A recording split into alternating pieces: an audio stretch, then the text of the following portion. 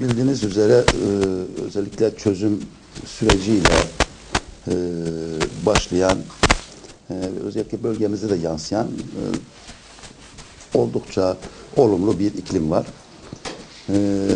Bu iklim özellikle yatırımcının da arzu ettiği bir iklim. Güvenlik ve istikrarı sağlayabilecek, güvenlik ve istikrar oluşturabilecek siyasi kararlar tabii ki o bölgenin potansiyelleri üzerinden yatırımcıların da dikkati çekiyor. Yatırımcılar da bu konuda en azından bu potansiyelleri değerlendirmek, bölgeye daha önce niyetleri olup ama güvenlik ve istikrardan dolayı duydukları kaygıdan dolayı erteledikleri yatırım arzularını en azından bu olumlu havada ve bu olumlu iklimde oluşan bu atmosferde en azından değerlendirmek gibi niyetleri var ve bu kapsamda biliyorsunuz biz Dogun Sifet aynı zamanda Türk Konfed'inde böyle bir konfederasyonumuz var ve biz hem oranın da yönetim kurulu üyesiyiz ve ben oranın da aynı zamanda başkan yardımcısıyım.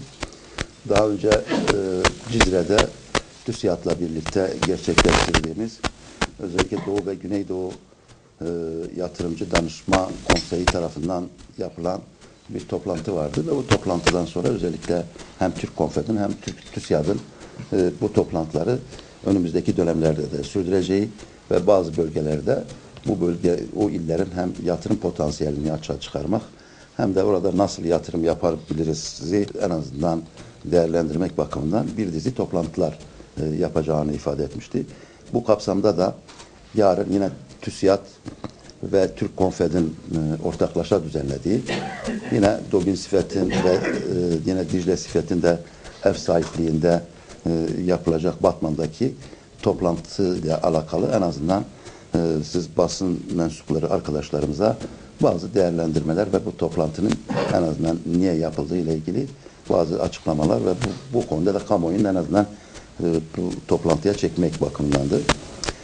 Tabii bu toplantıların asıl amacı işte bölge yatırımlarının önündeki engellerin azaltılması, bölgenin yatırım yeri olarak imajının güçlendirilmesi ve yatırım ortamının iyileştirilmesi alanında iş dünyasının görüş ve önerilerinin dile getirildiği, yine bölgeye yatırım yapmak konusunda yatırımcıların özendirildiği, yatırım projeleri için işbirliği ve ortaklıkların ve bu böylesi bir zeminin yaratıldığı bir platformu oluşturmak. İlk toplantı 25 Haziran 2013'te Cizre'de yapıldı biliyorsunuz. İkinci toplantı yarın Batman'da yapılacak. Burada iş dünyasının önemli isimleri yarın toplantıya gelecek. Çeşitli ülkelerin büyükelçileri, ticaret ateşeleri, sektörel temsil kuruluşları ve temsilcileri gibi katılımcılar iştirak edecek.